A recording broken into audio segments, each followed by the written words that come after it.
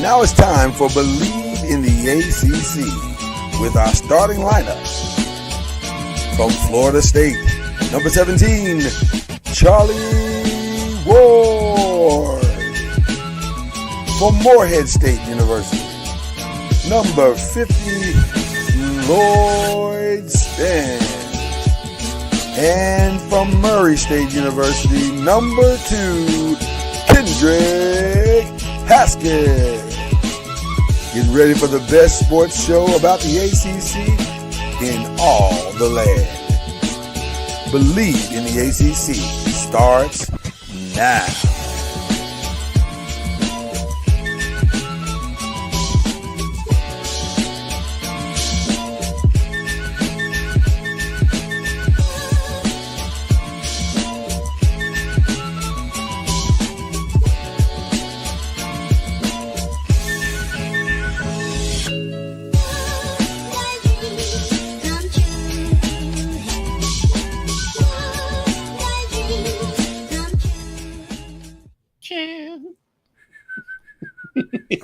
I'm getting it, Kendrick.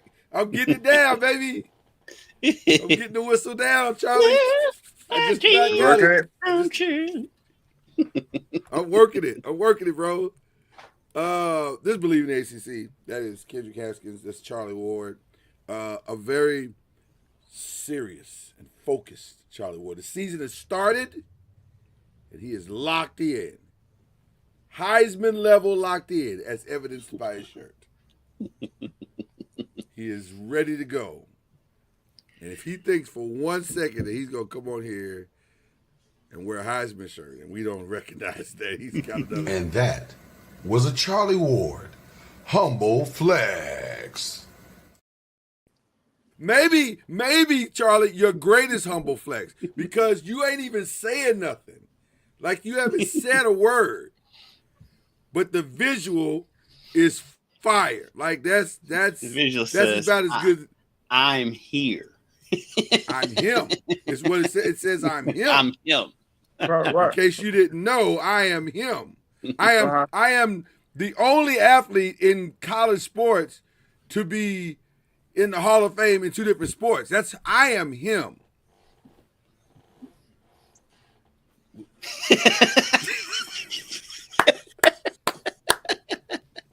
You didn't think we were going to acknowledge that today? Come on, man. You're Charlie Ward. And we're us. We are us. That's also. We got flexing all over the place. The Lakers and who you represent today, Kendrick? That's my alma mater. Fern Creek. Yeah, the great Fern Creek. The Harvard of the South. That's right. The Harvard of the South. Yes. I don't know. We all represent today. Lloyd's representing. extremely happy with Austin Reeves saving the franchise. Listen. Put him in the All-Star game. Go ahead and let Keep LeBron sit with gout. It's not gout. It's sciatica. It's you keep calling it gout. It's sciatica. Gout's just a funny word. It's a whole nother different it's a whole nother different old man disease. It's a totally different old man disease. So let's get into these games because we got Charlie for a little bit. Then he's gotta go do coaching stuff. Let's quit the horseplay, Lloyd. Yeah, he's gotta go do coaching stuff. Let's talk about these week 9 games. This one is interesting, the one we're coming out the gate with, because we have a very interesting game this week coming up. So our first 2 games, California and Virginia Tech. California traveled across country to Virginia Tech. Can't go no further. You can't go. Listen, they went about as far as you can go in an airplane to a place, and they did a thing and almost pulled off the upset. They got close.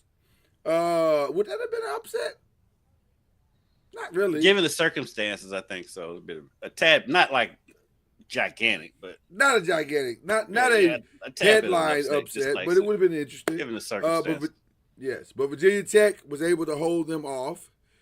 And what was also interesting is Boston College came and tried to do a thing, and Louisville was like, "Nah, not this." Not this time. Y'all done this before, but not this time. So Louisville held them off. And so now, to jump ahead a little bit, we got a thing going this weekend where Louisville is going to Virginia Tech, and it makes for interesting theater. They Because play Virginia California Tech, next week. right. And well, listen, Virginia Tech, who has no coach, is playing just well enough without their coach to maybe do a thing. So I would love to ask the two of you, and we normally don't do it this way, but I'm just curious. Does Virginia Tech have the requisite pieces? See that? Love requisite. The requisite pieces to pull this off. I mean, Or is it more about Louisville being able to consistently do what they do? I would say yes. Virginia Tech does have the pieces to pull it off, but it is about Louisville being consistent with their play and how they approach the game. I do think, because Virginia Tech still has a good quarterback and they have a good defense. They're good at home, and I give Virginia Tech a good chance of winning this game. Yeah. Okay, Charlie, have you been able to catch any of these games because you've been so busy? Not really, but I just been watching scores, and the games have been passing by. But I've been checking out Virginia Tech since they fired their coach 3 games in or whatever it was, and since that time they've been super competitive and won some games. So I'm not sure if it's a byproduct of firing a coach, because, like I said, sometimes scrutiny comes when people are always talking about you should fire the coach, and it's more of that than the actual work part of it. It's more of the expectation of firing a coach, and everybody's moping around because everybody's telling you should fire the coach, and it's the coach prop issues. And once you get rid of the coach, there's only 2 things that can happen. You could either start being a little bit more competitive because you don't have all the scrutiny and negativity around it, or you just go downhill. So they've chosen the latter, the first part, which is they picked up their games. The quarterback seems to be playing at a much higher level, and they do have a chance. Who is the interim, Lloyd? Oh gosh, Probably the strength and conditioning coach. Yeah, I was going to say the strength and conditioning coach moved up to head coach. The nutritionist. That is quite a jump. I'm just saying they normally don't move the offensive coordinator or defensive coordinator. They always move like a special teams coach or a special assistant or somebody that doesn't have very many responsibilities. And somebody they don't have to worry about hiring if they do get hot. Correct. Well, and to your point, Charlie, Kyron Jones, who we are very familiar with on this show, we've watched him play for a couple of years now, and he hasn't been unique in the sense of doing anything that wows you. All of a sudden, he's throwing for 119, which isn't world beating, but he ran for 137 yards. So they've turned him into Haynes King light. So maybe it is a strength and conditioning coach. Maybe he said if you get a little stronger, you can run this ball 21 times, which is what he did. So it's you know what? It is a very unique circumstance right now because again they're playing just well enough. All right.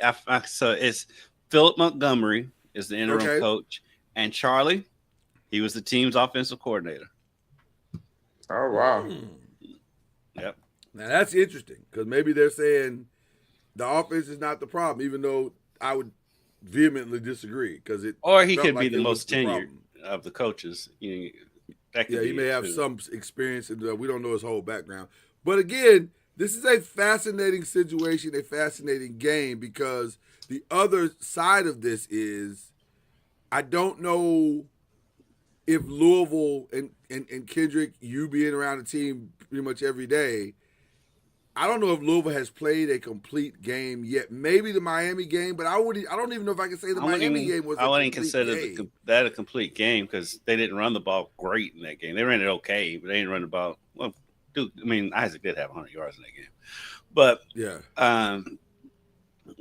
No, they haven't played like a full game yet. I don't think. Virginia was And Miller closest Moss to has not played great. And Miller Moss has not played great yet. Not yet.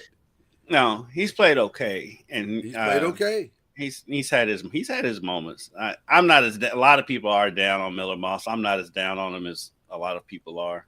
I do wish he would tuck the ball and run a little bit more than he does because he can run, he just doesn't. I mean, he had a nice touchdown run the other night, but they're still putting it together. The defense in the first half of that Boston College game was a little slow to get going, but once they did get it going, I mean, they turned Boston College over like 3 or 4 times in that game. Right. Do have a little bugaboo with Isaac Brown and fumbling the ball because he has fumbled the ball in the last 3 games, and so we got to clear that up. But he's so electric. I mean, it's just he plants that foot and he's gone. So and it's Charlie like one had plant and go. Yeah, he had 2 70+ yard runs in that game on Saturday night against Boston College. One he got stopped on the one, and the other one he scored. And so the good thing about Louisville is they're 4-1, 5-1 with 6-1, and they still have a lot of improvement they can make, and they can make. And so you feel good about that. It's at Virginia Tech is always tricky, no matter what's going on at Virginia Tech, whether they're good or not. They're always tricky at home. So it's going to be an interesting game on Saturday. Very much so. Very much so. SMU and Wake Forest. I don't know. This is what we've been saying all season, though. This is what we've been saying about all season. Wake Forest, again, another one of those ACTs that's just good enough that if you fall asleep at any point in that game, they'll beat you. They got enough seniors and upperclassmen to be dangerous, and they were. And Wake Forest should have won this game by probably 2 touchdowns. So they had a couple turnovers in the red zone in this game, including at the end of the game. Charlie, did you see how this game ended? No, but we need them to turn the ball over this weekend. I see what you did there, Charlie. In the red zone. What you did there. Yes. But Charlie, they had the ball down 12-10. They get all the way. I think they fumbled the ball on the 10 or 15 yard line with it was under 2 minutes. It was after the 2-minute timeout. Where SMU has the ball back. I don't know what they did to where they didn't run the clock out, and they ended up having to punt it. SMU gets one play, gets in the field goal range, and I've never seen this where the ball barely crossed the crossbar to the point to where it hit the padding on the goalpost. So when I saw it live, I was like, "Oh, it was short. He missed it. So you can't hit the padding from that angle." But he did.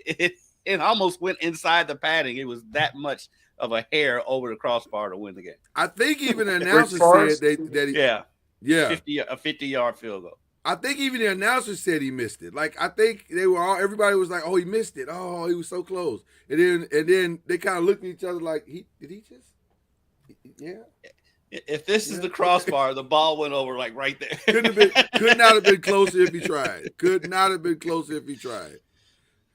So, but Wake Forest, they've got a sneaky good record. They're just good enough. They are just good enough. They're not appealing to watch. Wake Forest is actually 5-2. Yeah. Overall, and 2-2 in the conference. So they're not appealing to watch. Absolutely not. Absolutely not. It is a slow. But that's the game that's how they get you, because they grind. They're good on defense, and they grind you out. I want to ask you both this question. When was the last time that Pitt scored 53 points? And I don't have an answer, by the way. Hold on. I have a funny stat that I just found. On the season, Wake Forest has scored 96 points. They've given up 99 points. That's right. And somehow they have a winning record. And when I say they like to grind you out, So we need them to be bad this week. I don't think that's going to be a problem. on I don't offense. think that's going to be a problem. We need At them to least be on bad on offense. offense. Yes. Yeah. They, Seriously though, Oh. when was? Does anybody know when the last time Pitt put up 53 points?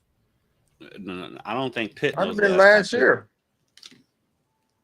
Remember, when my man was running to the sideline. That was a couple years ago, Charlie. That's I've missed hilarious, that. Charlie. I've missed that. I do miss that because that's when that was real Pitt football right there, running to the sideline. That's when they were at their finest. Destroyed. Since NC they made the change at quarterback, they guys come in and played really well. Yeah, And he's the not running to freshman? the sideline. you talking about Pitt? Mm-hmm. Yeah, I think that kid's a freshman, isn't he? Yes. Yeah. Yeah, he's a young kid. He's playing great. Syracuse, I feel so bad for him. I do feel bad for Syracuse. They started out. Okay. But then they lost the started out quarterback. okay. Yeah, they lost the Yeah. quarterback in that Clemson win, and and the new quarterback is not. he's Yeah. not him. He's not him. he's not going to be hitting you up to borrow that hoodie, Charlie. No, he's not. Not anytime soon. Anyway, he's definitely a work in progress. And he can't seem to put it together. Like he'll have at least one good play a game, but putting 60 minutes together is not it. He's not doing that right now. Mm-mm. In fact, if I were him, I would, he may not be there. Like he may have to transfer out because it's not going well. Let's see, Virginia and UNC. Let's keep it gangster, guys. Virginia should have lost this game. We can say that every Virginia week. absolutely should have lost this game. UNC.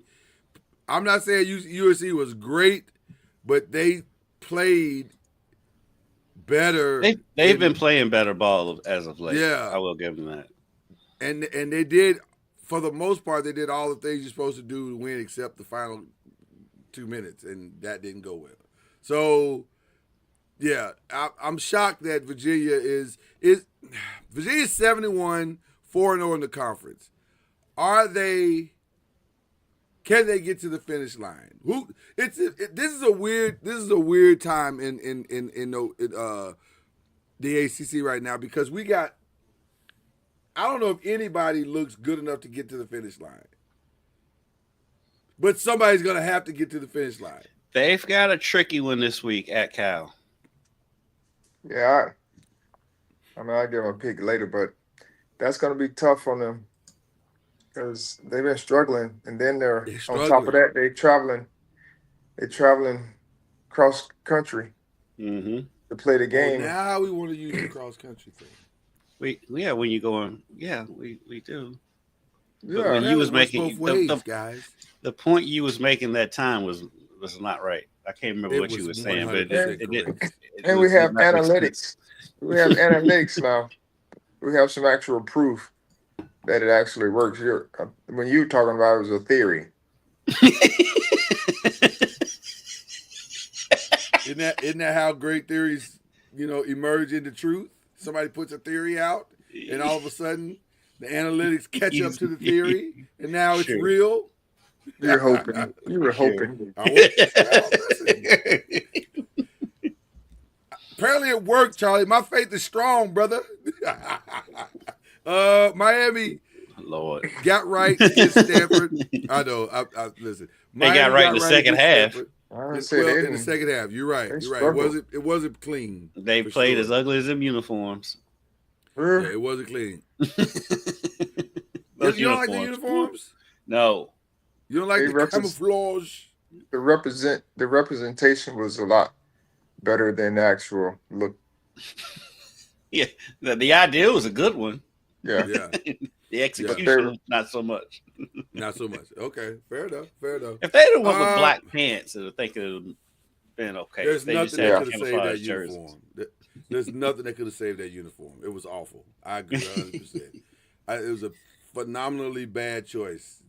I know everybody's trying to keep up with Oregon with the multiple uniforms, but Sometimes just keeping it basic is fine. Sometimes it is. So, and I believe in ACC games. Listen, we got to start putting some respect on Indiana's name. If you look at it, resume wise, Indiana should be number one. Indiana should be number one, and also they look legit. They look the part. They're not.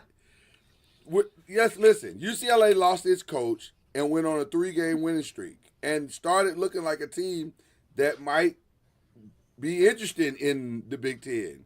And Indiana was like, "Nah, son, nah." Heisman Dosa back there at quarterback.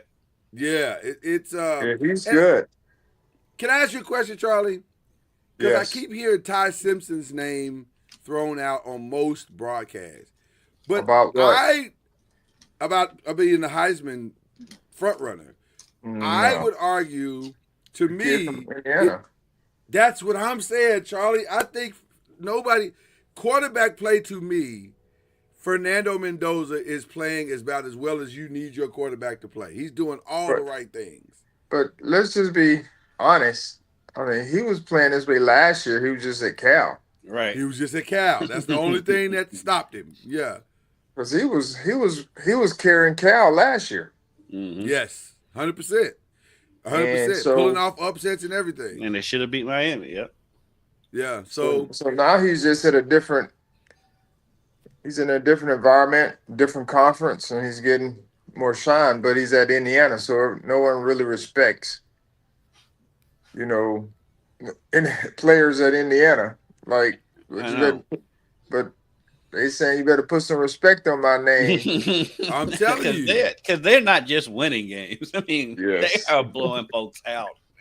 So, and I said they've played a tougher schedule so far than Ohio State has, and they've been blowing. And they don't seem to mind who they play. You can get anybody can get it. Is what they're anywhere too. Because they take anywhere, wherever they you want to take their show fight. on the road.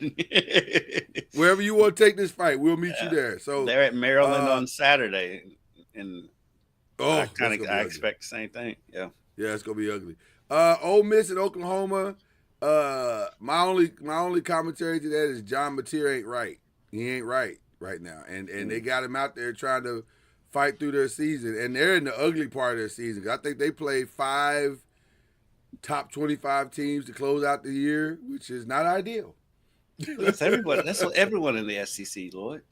Oh well, that's just life in the SEC. That's a whole nother conversation. We're finding out a lot about the back half of the SEC right now. I am glad to see that Illinois is finally not ranked. Yeah, that's nice because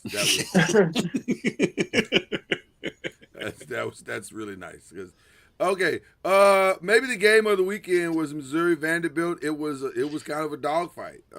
Vanderbilt, but Diego Pavia to me is also playing at a pretty high level. Like he seems to be. He'll be in New York. He looks the part. He had a play. He had a touchdown that got called back. That it was so spectacular that if I was a ref, I'd have just picked the flag up.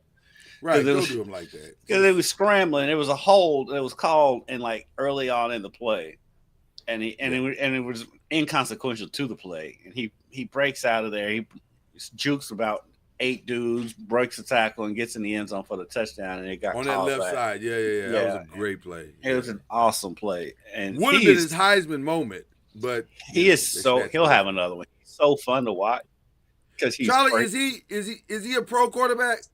Who is that? Is he too little? Who? No, Diego Pavia. Diego Pavia, quarterback. Is he too little? No, I don't think he's small. I don't know how tall he is, but he plays a good brand of football for college. But I'm not sure if that'll work. It translates. I don't think. Yeah. But in this day and age, you never know. Yeah. True. I'm a fan. That's all I can say. I'm a fan. Texas A&M, LSU. We know how this would turn out, and we know because this game cost LSU $59 million. So they had Chelsea Clinton. So this is crazy. They lose the game, right? They lose the game. which they didn't play very well. I mean, Frank, and then Texas A&M just poured it on. Like, Mm-hmm. I mean, they're a solid team this year. They have a chance to win the SEC, I do believe. Mm-hmm. Yeah.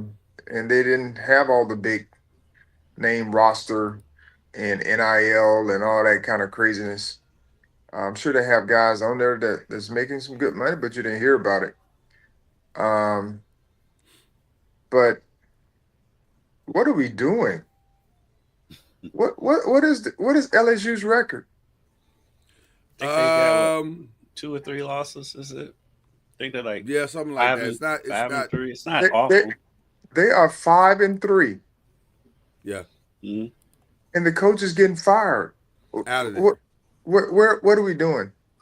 All right, I got even better stuff for you, Charlie. Hold on, y'all keep going. I'm gonna find it for you. Well, I think it's He's Charlie. I think 34 it's and the he's sum 34. He's 34 and 14. Yeah, that's the overall. styles Gary go 5. He's That's yeah. 34 and 14, and he's getting fired. So my whole thing is where are we trending? Well, we're trending Because back to 1990 to where's that? the prophetess Janet Jackson. What have you done for me lately? They That's where we are. But like this is everyone has this blown up theory of how their teams. Well, NIL, you should be able to build right fast and blah blah blah. I'm like, okay, other teams are doing the same thing, and so like 9-3 is not good enough at some of these schools anymore, and that's crazy. I would at this point, as now that we have, as you said, Charlie, the analytics of NIL and the analytics of the transfer portal, I would argue that you can't build a team fast in football, college football. I don't think it works that way. Because look at Colorado. Colorado is turning that roster on every year, and it ain't working. But everybody sees Indiana. But that's my point. It's not as simple as I'm going to turn my roster over and it's all magically going to come together. No. First of all, you got to get the right people coming into your system. Second of all, your coach has to be able to figure out how to move those chess pieces on the board and make the whole thing work. And everybody is not capable of doing that. I don't think it's as simple as rinse and repeat. And I think that's what the expectation is. And it's a false expectation. It's just not that simple. Everything you're saying is right. Everything you're saying is logical. Yeah. But logic has been thrown out the window. 1,000%. Because Indiana is the outlier, if we're being honest. That's an outlier that somebody did that in 2 years.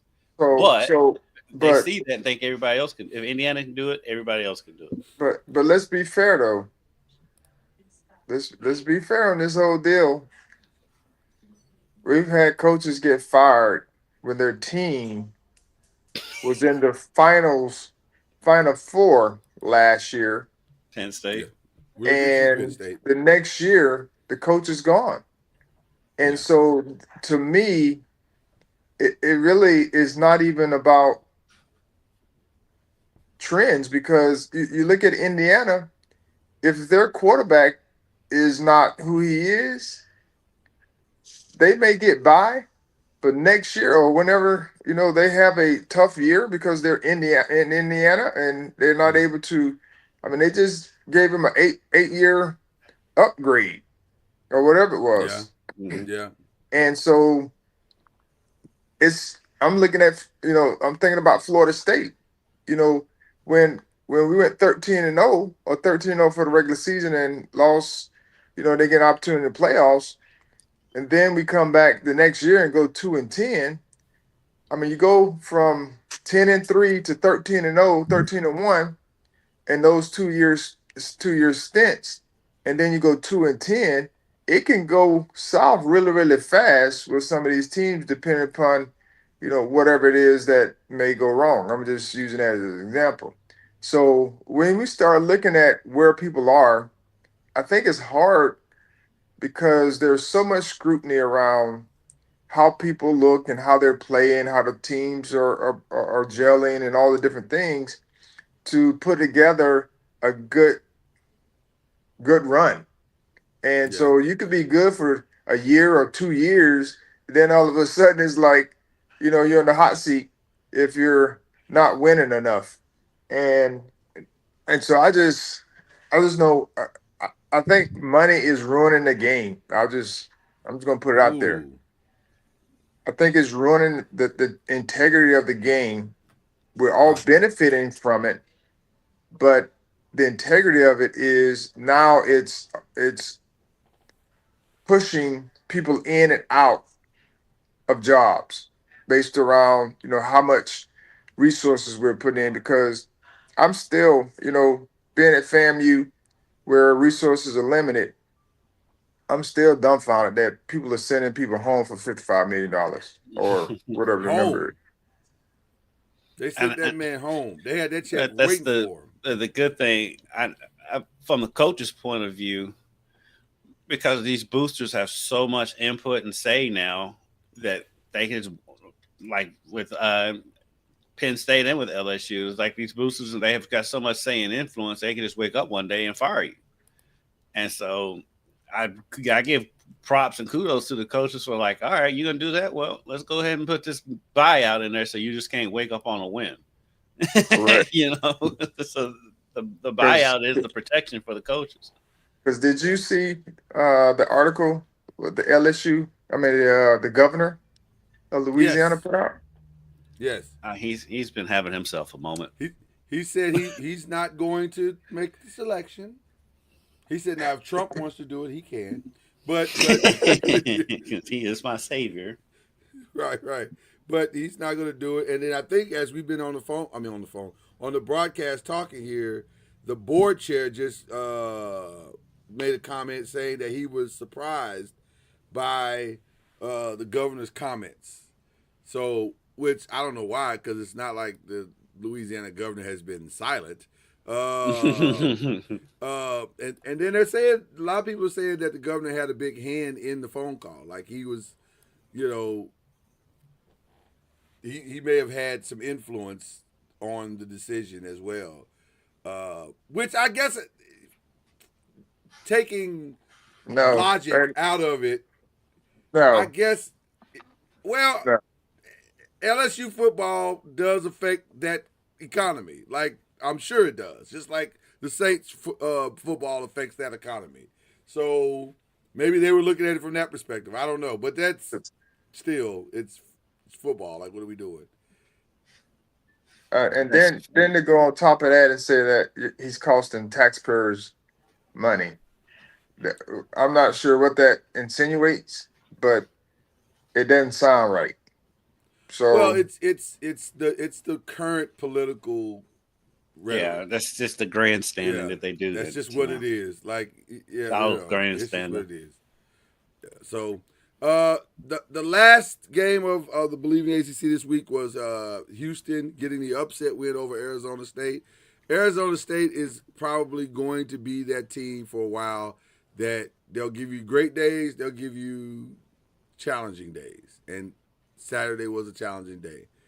So, Houston's legit though. I but don't know Houston is legit. why Houston wasn't ranked going into that game.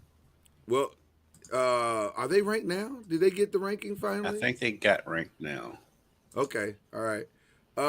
So there you go. That was our past week. Yeah, they moved up Uh, to they moved up to 24. yeah, yeah. That was our past week. We made incremental growth this past week. Let's see what happens this week. And Hey, put that back. I I didn't should see have. it. The records. I The didn't see record. it.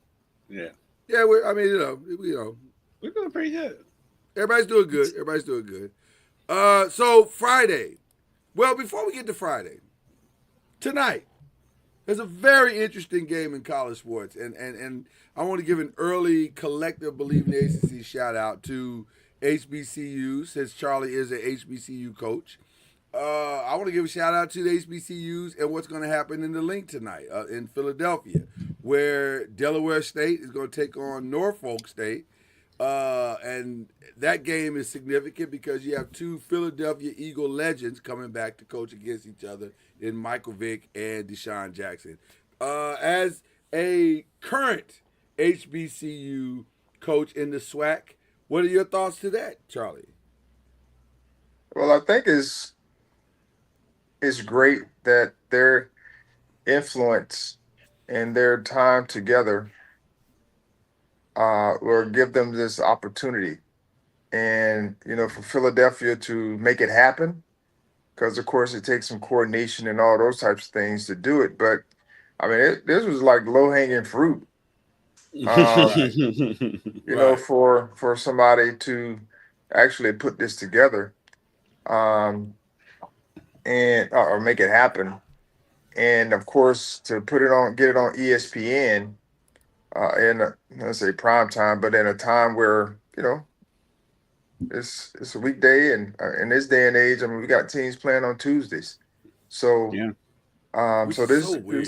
this is good for them to be able to have this moment and shine light on HBCUs, but more importantly, just the great opportunities that two football legends, I call them, Yeah. that played in the league, did well, are getting together to showcase their teams. Do you foresee? Well, I was going to say, is there an HBCU basketball equivalent where we could get Charlie Ward on the court with somebody? Is there anybody? Because I don't know. I don't know who else is coaching, or is there another like NBA player that's coaching HBCU right now, or no? Yeah, I mean, there's quite a few of us. Is it okay? Um, Reggie Theus is at Bethune Cookman, I didn't and know Reggie that. Diaz. Mo Wow, I didn't Williams. even know. That's great. That's Mo interesting. Williams is at Jackson State. Okay. I did know that. So those are two. He's been there for a minute, hasn't he? He's been there for a couple of years, like Yeah. two or 3 years. Hmm. Okay. Well, we need to play that up. I think we need to celebrate that a little bit more than what is being done. I wish we could get something together I know significant. I know at some point we were trying to see how we can make the Jackson State. That means somebody would have to give up a home game, Yeah. unfortunately. Yeah. But Right. to make it happen at the NBA All Star, is it NBA All Star? I think it's NBA All Star weekend. Yeah. Chris Yeah. Chris Paul has They. been on that initiative trying to get that Hmm. game every year for All Star Weekend. There is an HBCU classic or game or something Yeah. during Yeah. NBA All Star weekend. Yeah. But I think the thing Something they is, did last year. yeah, it's every year. So, Hmm. uh, so you have to give up a home game. Somebody would have to give up a home game to make it happen. Hmm. Charlie, they would love to have you. You know that, right? Because they could put Well, your name out if there it's and be if like, it's in New York, it would be great. That's good to say. If they ever have the All Star game in New York, that would be awesome. where is it this year? It's Or in or Orlando, we can. I think it's in Into It, the Clippers. oh, it's in LA. It's in LA, yeah. Yeah, that wouldn't be good for us. But No, it wouldn't help you at all. At all. Yeah. maybe I think we have alumni out there. We have alumni everywhere. Yeah, it's good. FAMU's got alumni That's true. everywhere. That's true. Y'all everywhere. That's where you get with Will Packer and say, "Hey, man, come do a documentary on us, a short little documentary on us. You know, a feature story on us, and talk about us." Have Michael B. Jordan play Charlie. You got to lean on Will, bro. You got to lean on him and just say, "Hey, man, this is your alma mater." Yeah, trust me, Alma my mater. mater likes to lean on me for stuff. That's right. That's exactly right. Pastor Cord, the official pastor of Noise Media, wants you to come to Clark or Atlanta and play Clark Atlanta. I don't know if we can handle that smoke.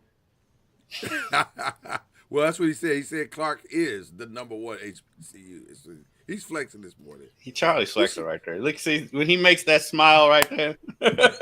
You think Charlie was the one flexing there? He might have Yes. been.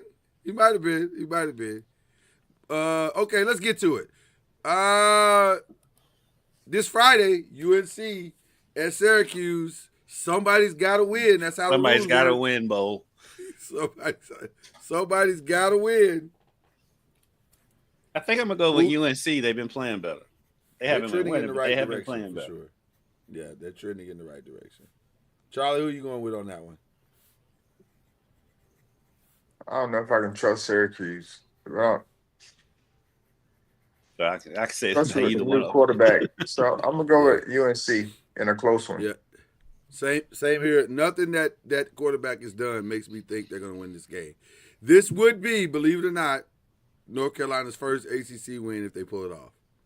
Oh, we know. Yeah. just letting it be known. Okay, Louisville and Virginia Tech. Can Louisville once again avoid the upset? They are a 10.5-point favorite on the road. It is a 3:00 start time. What say you, gentlemen? I'll pick them to win. I don't think it'll cover, though. Really? Don't think they'll cover. Wow. 10.5 is big. It is. I'm going to go with Virginia Tech. Charlie calling the upset. Calling for the upset. He's got to make up ground. Yeah. I think it's going to look like an upset a little bit in that first quarter.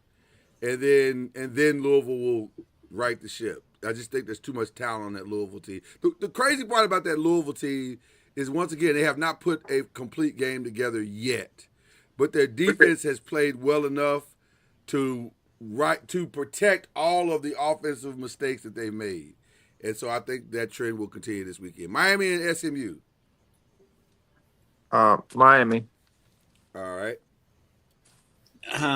Where is that game? That game is at SMU. SMU. You know what? I think I I'll know go what with you're SMU. thinking, because I'm thinking the same thing. I'm going to go with SMU. I feel like Miami has another loss in them. So I'm going to go with the SMU. same thing. I'm going the same way. I'm not sure I trust Miami anymore. So we'll see. Excuse me. Duke and Clemson. Defense travels, though. It does. But Miami, I love Ruben. That's only their second road game of the season, isn't it? Yeah. They haven't traveled at all. Duke and Clemson. Can Clemson get right? They've been playing better, right? No. No, they lost last week. And Bryant Westco Jr. is gone for the season. Oh, they lost last week? 2 weeks ago. They lost to SMU. 2 weeks ago, yeah. And again, Bryant Westco Jr. is out.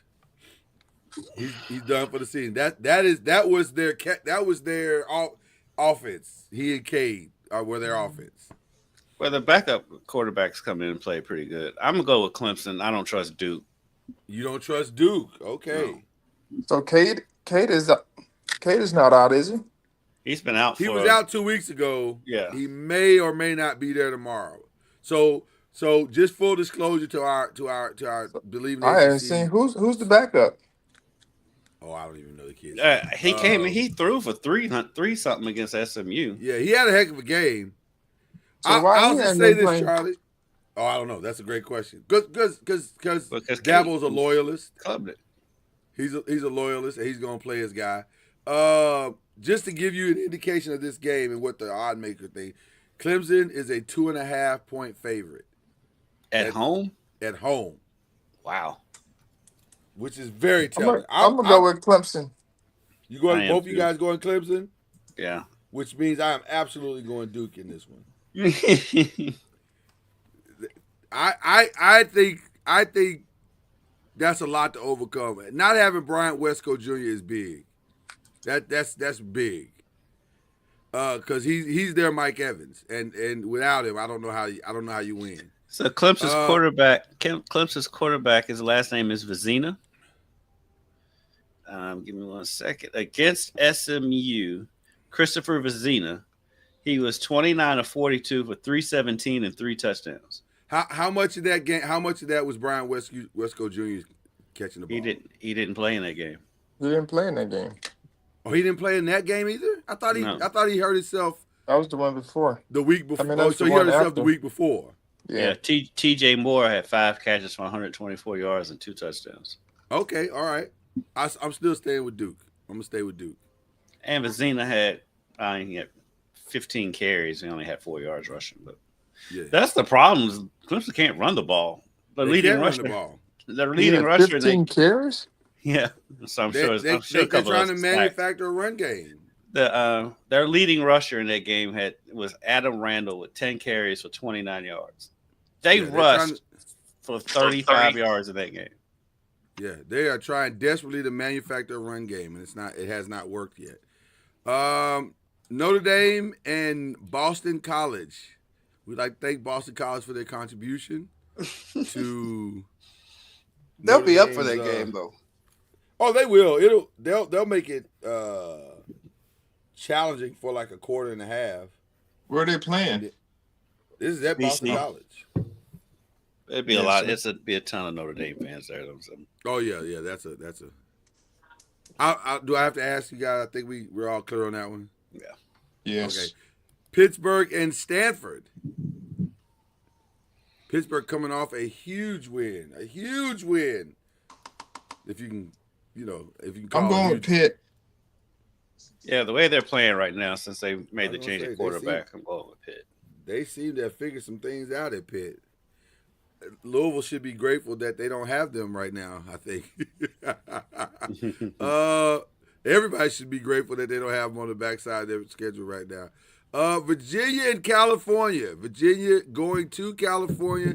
This is a 3:45 start time, which plays in Virginia's favor because the game's earlier, or it's game's normal for them start-wise. It's what is that? A 12:45 start time. That's not that bad. I don't know. It could be. I'm going Cal. I'm concerned. I'm going with Cal. I was going to say I'm concerned for Virginia about this one. I'm going with Cal, and it has nothing to do with the time zones. It's just Virginia's been flirting with disaster for the whole season, just about. It's going to bite them eventually. It feels like it's going to bite them eventually. I have to agree. Okay. And then Georgia Tech and NC State. Here's what's weird about this game. NC State. NC State is another one of those teams that's just good enough, even though they haven't played great in the ACC the last couple of weeks. But they could win this game. There's nothing that Georgia Tech does that they can't win this game. Because all they have to do is stop Haynes King. Okay. Every team says that. And it doesn't That's happen. the truth. This is nobody's done it yet. Nobody's stopped him yet. Let's see. NC State 1-3 in conference, 4-4 on the season. Yeah, they don't make sense to me. They don't.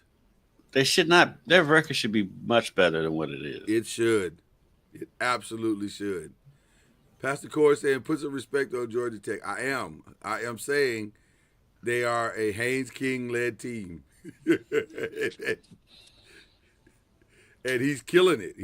And by the way, if he makes it to the ACC championship game, absolutely should get the invite for the Heisman. Because he should. That's impressive. But I don't know how he's doing it because it doesn't look very good. It looks weird. I think Georgia Tech wins this week. You think Georgia Tech goes to NC State and pulls it off again? NC State's gotten blown out in their last two games. 36-7 at Notre Dame and 53-34 to Pitt. Yeah, I agree. I'm going with Georgia Tech. Yeah, they've lost three straight conference games. So I'm gonna stop going against them. And let me say this: it's a wise move, Charlie. Georgia Tech's keep thinking they're gonna lose, and they keep winning. I agree with you, Charlie. And you know why you think that? Because it's not aesthetically pleasing to watch them play. You're like, they should be losing. People should be beating them. Why aren't people beating them? But nobody's figured out the code yet. So with all that being said, give me Georgia Tech. They're probably going to win. They're probably going to win. And then our feature game of the night, Wake Forest goes to Florida State and challenges the Seminoles. We're going to be 1-3 or whatever it is. We haven't won no games in the ACC. That is, I'm just realizing that. Yeah, they haven't won a conference I'm game. just realizing that, Charlie.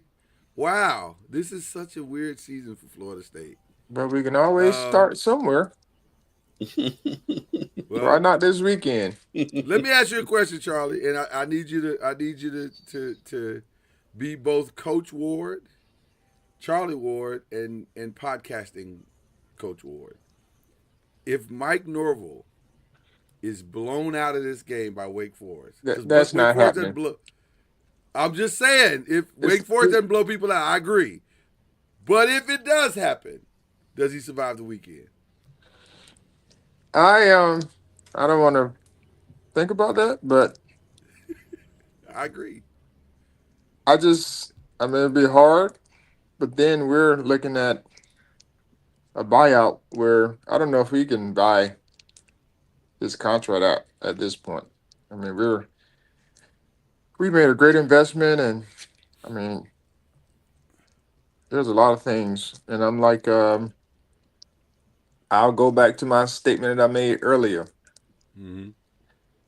If y'all want to buy somebody out, could y'all please just whoever it is, please just give us a few of them chain coins.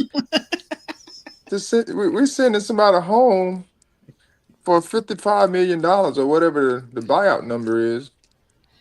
I'm like, we over here, we over here across the tracks. Just give us a few of them coins if you have those types of resources that you just You just buy a guy out, right? buy That's somebody crazy. out. But Yeah. it would be tough because it would definitely get louder.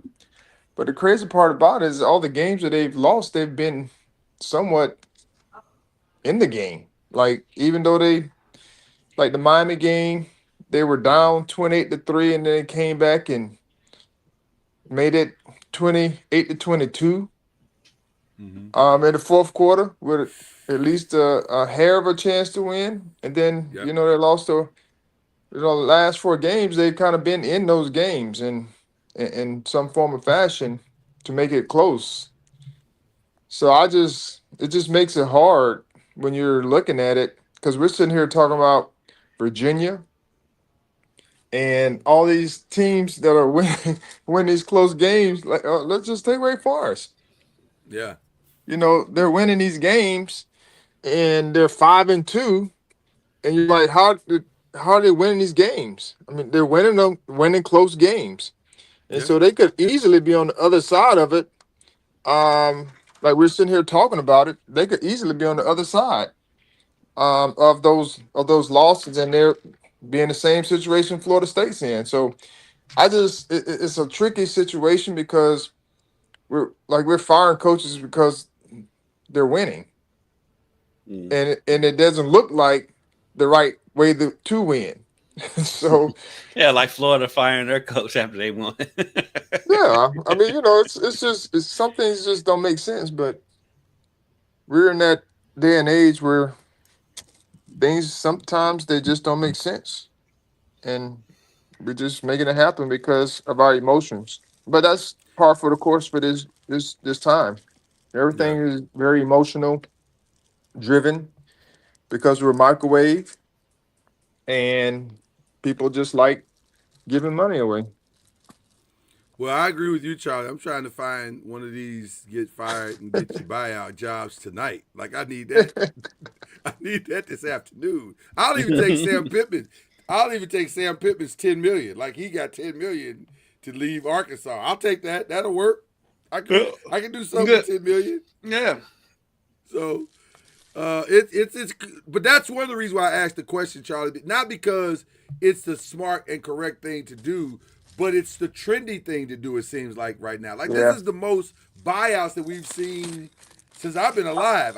I can't remember this many coaches being bought out of their contract in season. And in big name schools. And like yes, it's and crazy. it's funny because like it puts like Kentucky in a predicament because they're ready to move on from Stoops. The fan base is, but it's going to cost the school like $36 million, I believe, and they have to pay him within like 6 weeks or something crazy like that. I'm just saying, give me five of that. On top of that, if you're you searching for a coach, with all these big name schools, you're not going to get the top tier. No. You're going to get the second and third that's tier. the other part of it. If you fire these guys, who are you going to get? Who's leaving? There, like, to me, I understood what Indiana was doing because they're trying to protect what they've invested in. That makes complete sense. But I ain't 100% sure Signetti was looking at Penn State going, hey, that's a dream job.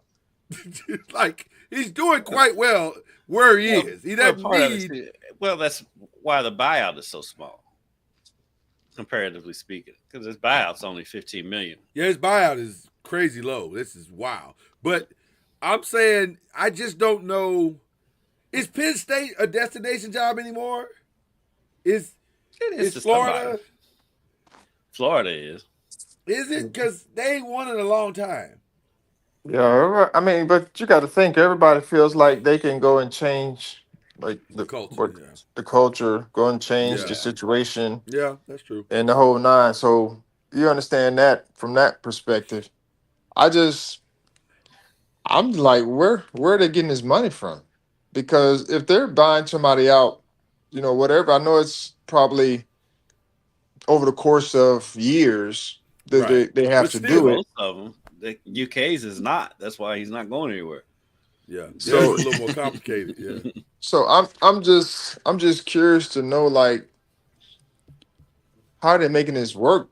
Where you're bringing in a whole new staff, and so who's going to take that job? So you're not going to really get a high profile guy unless you just have like deep pockets. So the best thing is to go get a Kirk Cinetti from one of the mid majors that may be trending. Yeah, Summerall at Tulane, he's going to get a lot of calls. So yes, guys like that will get opportunities, but their contracts aren't going to be as high. Mm-hmm. Yeah. By the way, just speaking of guys who are doing a great job at their new locations, I want to also give another shout out to Deshaun Jackson. 5-3 right now. Who? 5-3, Deshaun Jackson. He actually looks like he actually might be really good at this. Like they were 2-21 over the last 2 seasons, and he's got 5 wins already. So he's already out. Kicked the contract. Like he's doing pretty good. Okay, so having said all of that, obviously Charlie's going Florida State. Kendrick, you're going what? Kendrick.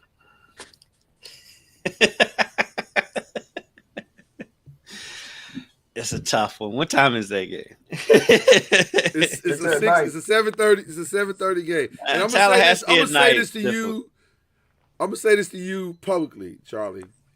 I have bet on your Seminoles week in, week out. Your Seminoles have let me down. Now he's begging for a buyout. So I'm only gonna join this bandwagon one more time if you can significantly guarantee me that they're gonna show up for this game. They show up for all the games. No, Charlie, they gotta win it. We've competed in all of them. We just hadn't won none of them. You're not making this easy, Charlie. You're not making this easy. Crazy. So I'll make a phone call for you. Make a phone call is all I'm saying. I'm gonna go with your nose one more time, Charlie. This is it, though, Charlie. I'm not. Listen, man, sir. Florida State's not supposed to have an ACC losing streak. Yeah, burnt me 3 times in a row. Okay. All right. Bleav the ACC games this week. A little bit challenging. Vanderbilt and Texas. Don't know if Arch is playing. He's in concussion protocol right now. They have not officially announced one way or another if he's playing, but Vanderbilt, Texas. Texas Tech and Kansas State could be interesting because Kansas State is the Wake Forest of the Big 12. They could play just well enough to win that game. The thing is they shouldn't be the Wake Forest of the Big 12. That's the thing. They should be. That's what I'm saying. They should be at the top of the Big 12. You talking about Texas? No, Kansas State. Kansas State. They should be. Their roster says they should be better because I don't think they lost that much from last year's team that was really good. And they're not playing well. South Carolina is going to Ole Miss.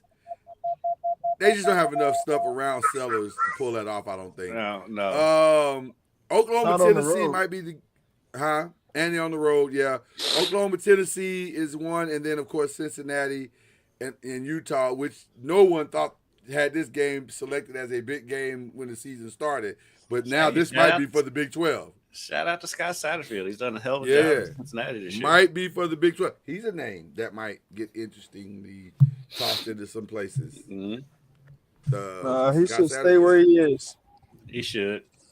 He should, but he won't. Everybody keep wanting to jump to these jobs. Like, I know it's the money thing, especially when people are getting bought out for losing. Yeah. I mean, for winning. Yeah. But I would stay and try to build something where I am, and at least for a few years. How long has he been there? He only been there a couple of years. 2 years? 3. This is year 3. 3 years? Yeah, it's not long. Yeah. An hour and a half? Like, not long enough to even finish unpacking. Like, not even sure he knows what Skyline Chili is yet. Or Gold Star. I guarantee he knows what that is. I'm sure that's what they're catering their games with. that may be true. That may be true. So which game are you guys going with? Vanderbilt, Texas, Texas Tech, Kansas State, South Carolina, Ole Miss, Oklahoma, Tennessee, Cincinnati, Utah. Give me South Carolina, Ole Miss. You want the layup? Yeah, Yeah. I'm gonna go with that one too.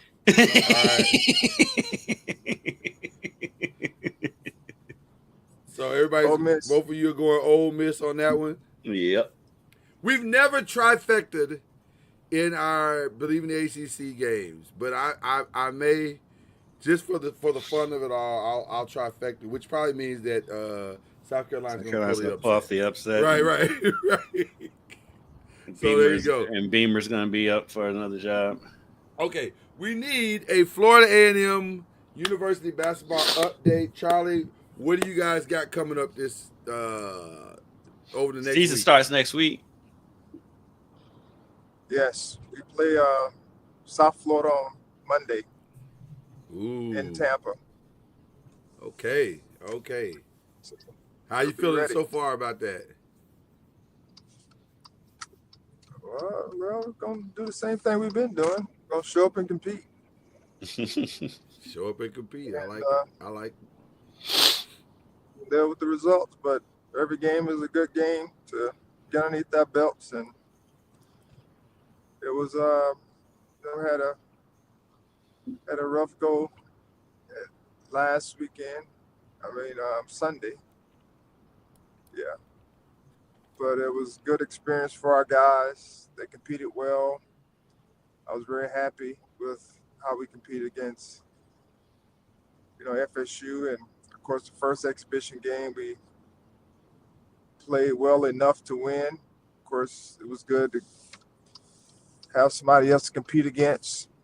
But we improved from one exhibition, the first exhibition, to the second one. So that's kind of what you're looking for and wanting from the group. So we're ready to go to Tampa, and we're still getting ready, I should say. We're not ready right now, but we'll be ready by the time we hit the road on Sunday and compete on Monday night.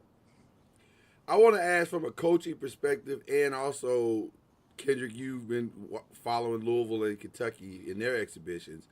How much is an exhibition in college basketball similar to a preseason NFL game? Like, you do the basic things, but you don't show your opponent your hand yet. Like, you don't run all your sets, and like, is it really vanilla? Yeah, I think so. Okay. But it's also where your team is, because a lot of times you don't have everything put in. I was going to say you haven't put everything in yet. Yeah. Correct. And so some things evolve over the course of the season, and you don't show everything, but you do the things that the guys are comfortable doing, and because you want to run your stuff to get them ready against someone else. So you don't show everything, but even if you do show some things, you end up having counters added throughout the season because everybody will see what you're doing and what have you. So you're gonna have counters regardless. But but preseason is preseason. That's everywhere. Mhm. I do think playing well the other night for Louisville was big for them, especially for Michael Brown, confidence-wise, because he had such a bad game against Kansas. For him to come out and do what he did, hit 8 of 11 from 3, have 26 points. Louisville made, 23 or 46 three-pointers in that game the other night. And I think that's a 23?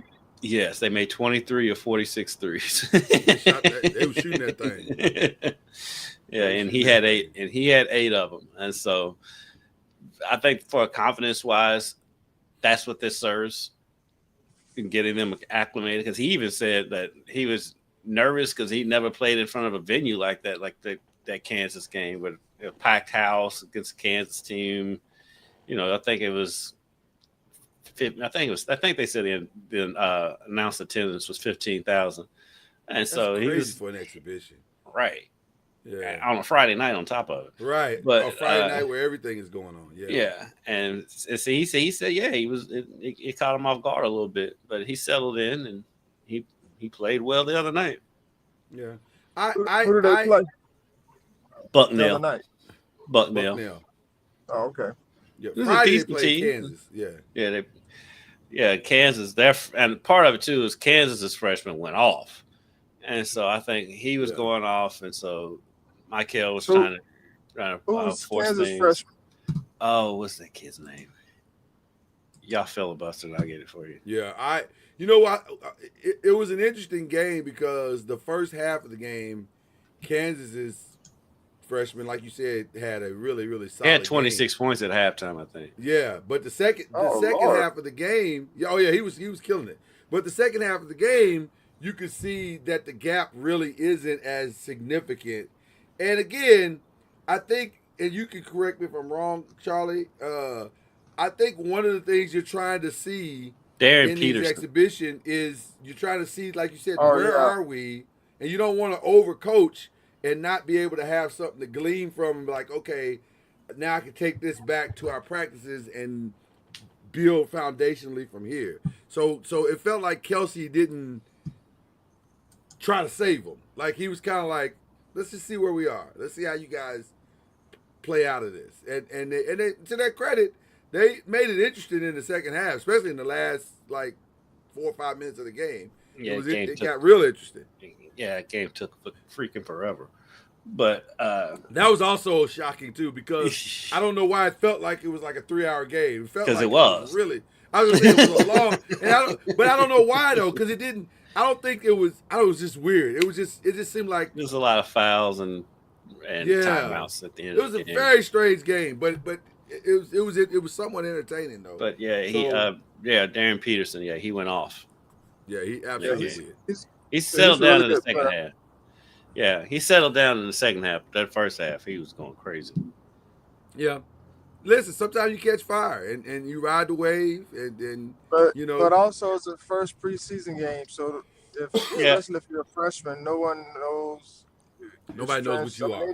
Exactly. They know he's a good player, but they probably settled in and started looking at their tendencies, and somebody probably like, hey, took the challenge that we can't let him do X, Y, Z anymore.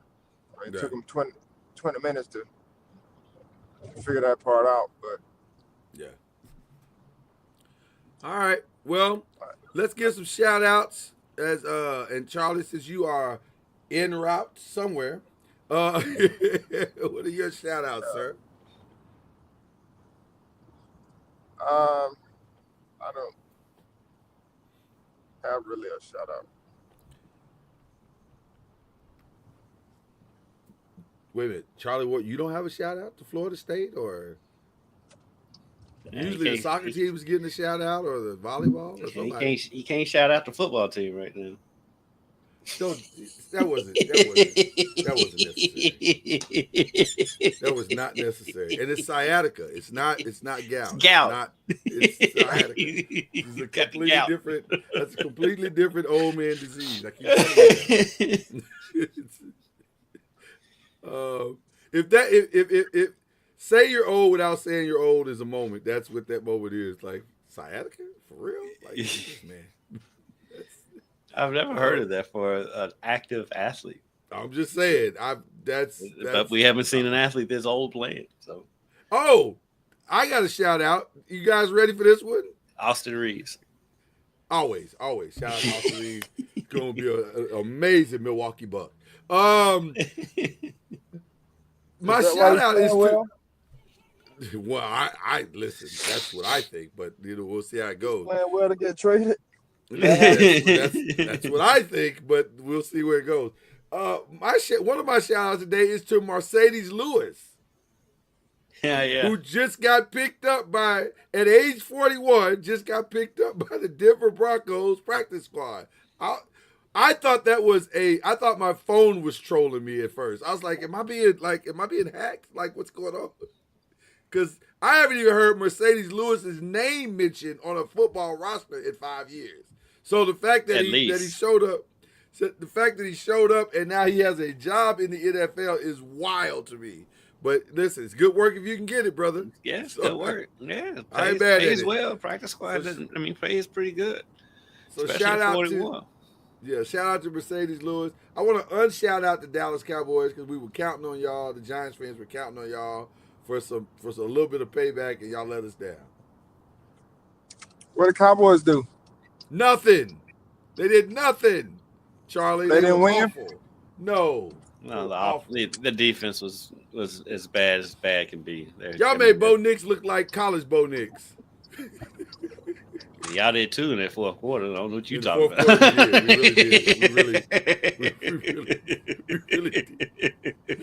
quarter, we really did. It was for 5 minutes he looked like college Bo Nix against us. It was crazy. It's been a crazy season. But so my shout out goes out to my college alma mater, Murray State basketball. Appears to be back. They won at Xavier in their first exhibition game, and they won an exhibition game the other night. They look pretty good. They're athletic, more athletic than they have been in a while. Also, another shout out to my guy Doug Davenport, Scotty Davenport's son. He made his coaching debut in their only exhibition game last night against Center. They won by 20 or something. And go Bellarmine. There's a lot of Scotty elements in there, but there is a modernization to what they're doing out there. They have bigs that can move, which is nice because their bigs haven't been as mobile lately. But they got some good bigs out there, and it's not just coming down and passing the ball a bunch and shooting threes. They can go inside and can hurt you inside. So shout out to those two, Bellarmine and Murray State. Bellarmine and Murray State. Bellarmine? Yeah. Yep.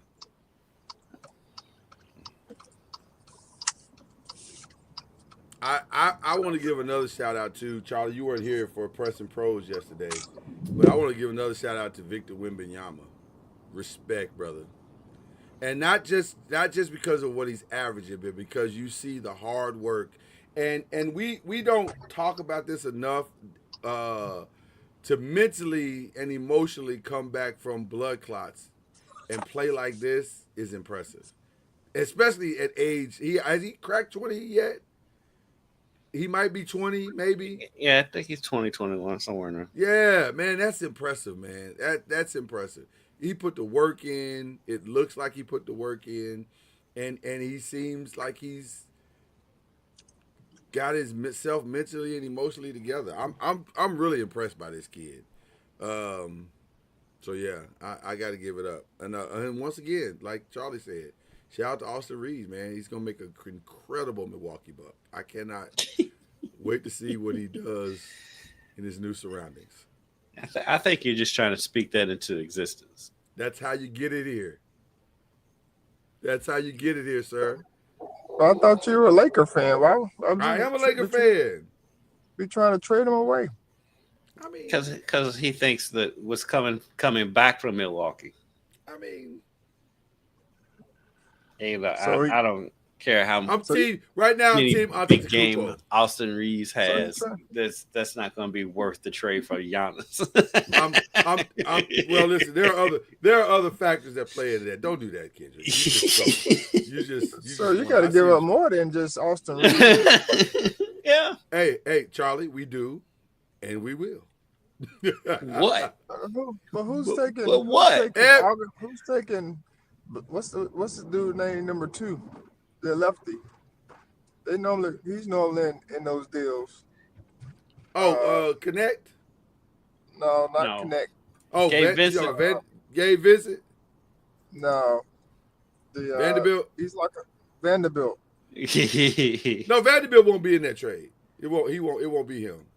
So they try to get Austin Reeves, Connect. Is that why LeBron's gonna get traded. It's gonna be LeBron and Bronny. They will absolutely trade LeBron. Well, he's not going to Milwaukee. He's not going to Milwaukee. I think he's going to be in a 3-team trade to wherever destination he would like. And then everybody will get their guy. Now, as long as he's got gout, he ain't getting traded. It's not gout. It's actually sciatica. It's a different old man disease. It's a different disease. It's a different thing. It's not the same thing. That joke works every single time, by the way. Every single time. So, you made me think. Oh, by the way, Charlie, you get a kick out of this. Talk about tenacity. Shout out to Kelsey Grammer once again, who is out here in these streets putting up real numbers. He's on baby number 8 at age 70. You having a kid at 70, Charlie? Charlie just looked at the camera. I'm not there. And at this point, I can't say whether I will or not because you never know what the future holds. Hopefully, I'm still living. Can you get your wife on board? If we're both still living at the same time at that age, then it's definitely a no. Can you? I was gonna say, Charlie, can you get her on board? Is the question? Can you get her on board with another one? But for us, that's 5 more kids. I every year I bring in 15 new kids, so I may surpass that number. By the time I'm 70, I'm surpassed that now. That's good, Charlie. That's good. I can't even get my wife to entertain the conversation. She's not having it. She is not interested in that at all. So we're not catching Kelsey at this point. It's over for us. We're done. So is this adoption or is this like these are biological kids. These are natural birth. Kelsey is out here in these streets, has been out here in these streets for quite some time. So that means he's in some of these circles where he's in the Bill Belichick circles. No, well, yeah, because his wife is 25 years younger than him. So a little bit more maturity, but yes, he went younger. Hey, we focus. She's only 25 years younger than him. I mean, she's having a kid at 45. Yeah, that's wild work. And this is her 4th kid, by the way. She having Benjamin Button. Yeah. They got started immediately. Well, in these days, 40s, around 40s is still good. Yeah, you still you're in the window still. Especially with science. Yeah, you're in the window.